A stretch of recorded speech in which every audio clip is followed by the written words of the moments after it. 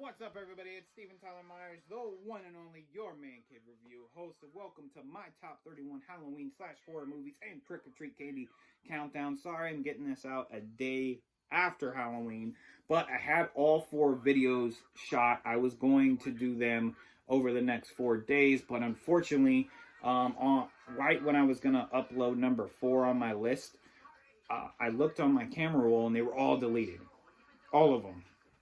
So then I tried to refilm and it wouldn't, my phone capacity said storage was full. So I've spent the last few days trying to clear storage, and then I filmed a giant video, really big video. I went really in depth with all of these movies that are on this list and the candy, and it was almost 30 minutes. And again, my phone wouldn't let me do anything because storage full. I can't afford to buy a camera and a computer and all that and do all that fancy stuff. This is just on my cell phone. So I did all that and it still wouldn't let me download. So I was too busy on Halloween to try to, I worked until 5 o'clock on Halloween. Then I had to come home and get my daughter, my wife and I all get ready for trick-or-treating. Then we went out and we came in and we spent the rest of the evening watching Halloween movies, spending time painting pumpkins as a family. So I just was like, you know what? I'll do it the next day. Just delete the 20-minute one and try to shorten it. So let me shut up and stop talking so we can get right into this list. All right, number 4 on the list is none other than one of Wes Craven's best films ever, and that is the classic slasher film, Scream. Scream is by far one of my favorite slasher films ever, and was the gateway into my love of horror movies.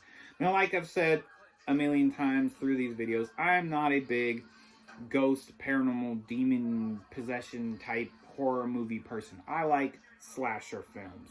Those are my horror movies. I find those a lot easier for me to watch, but they're a lot more enjoyable to me, because they have that comedy aspect with the horror and the thrills and mystery. It combines of a lot of things, a lot of other genres that I love into one, and Scream is definitely one of those things. It's a comedy, it's a thriller, it's a mystery, and it's a horror movie because you have that gore in there. Now, it stars the legendary David Arquette, Courtney Cox, and the Scream Queen herself, Neve Campbell. Basically, it follows Sidney Prescott and her group of friends as they try to figure out who is the killer that is killing off people in their town. And as they are doing that, themselves, the friend group, gets picked off one at a time. And as the story, as it goes on, Sidney Prescott is starting to figure out that she has a lot more involvement in she has a lot more involvement with Ghostface. Like, she is the reason Ghostface is doing this. And if you've never seen Scream, I won't spoil it too much.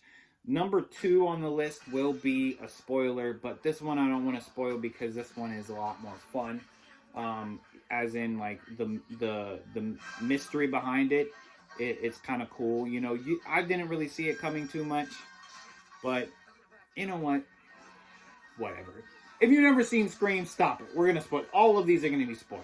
Let's spoil it. You can't talk about this movie without talking about the end. So, spoiler, if you've never seen Scream or any of these films, everything will be spoiled.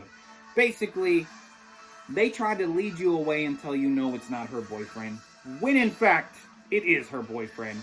They try to, at one point, tell you that it's the father, try to point you in the direction that her dad is doing this thing. They kind of kidnap him and make him go missing.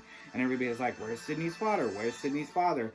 And then it comes to find out that Sydney's mother, who was killed a year prior to that by Billy, Sydney's boyfriend, was killed by him for sleeping around with his father, and was the reason that her father, or his father and his mother split. So he's really angry at Sydney. He basically did all this to get back at her. And then his friend Stu, played by the legendary Matthew Lillard, was in on the killing as well. And there is a great scene at the end of this movie where Stu and Billy are basically talking about their plot. And both of them give such great performances, especially Matthew Lillard. You believe that he's crazy. You can see that he's crazy. And my favorite scene in the movie is when he's on on the phone. He's like, "Don't tell my parents." He's like, my mom's gonna kill me. It's hilarious. But anyway, Scream. I won't talk too much about each one of them because I can go on and on. Scream is one of the best movies ever. It is number 4 on the list for that reason, and I thank my mother for getting me into these movies because she basically introduced me and my brothers to this, and she loved this franchise. Number 4 is Scream. Next, we are moving on to another classic slasher film, and that is the legendary John Carpenter's Halloween. Halloween follows the story of a killer by the name of Michael Myers. At the beginning of the movie, it follows his point of view through his mask as he kills his sister Judith Myers. Then he gets put in an insane asylum. He escapes the insane asylum while Dr. Loomis hunts him down. He goes on a killing spree. Then he obsesses over killing this one babysitter, basically played by Jamie Lee Curtis, also the legendary Scream Queen. And it's basically your classic kind of cat and mouse slasher film. He's chasing her, she's running, and it's just the whole time he's trying to kill her.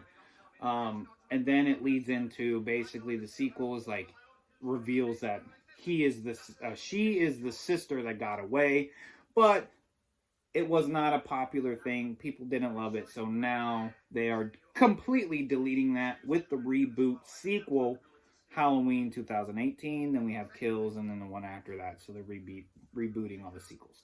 So Halloween, John Carpenter's Halloween, is number 3 on the list. Now we're going to move on into number 2.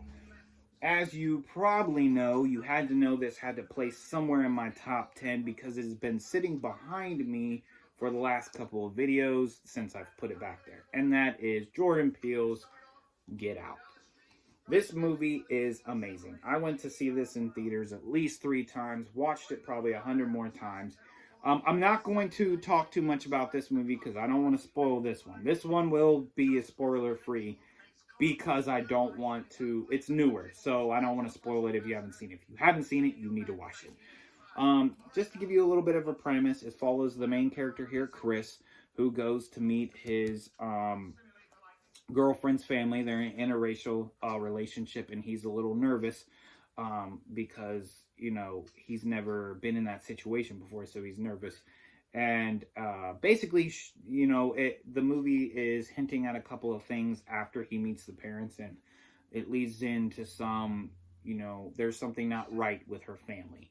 And he starts figuring things out. And also, let's just mention, outside of Daniel Kaluuya performance is absolutely amazing. Everybody, Alice Williams, Daniel Kaluuya, and Little Rel Howard. Little Rel Howard was a much-needed comedic relief for this film. He was hilarious, and I'm so happy to start seeing him in more and more as his career starts to blow up. I loved his show, Little Rel, and of course it got canceled because any scripted shows I like just get canceled. But anyway,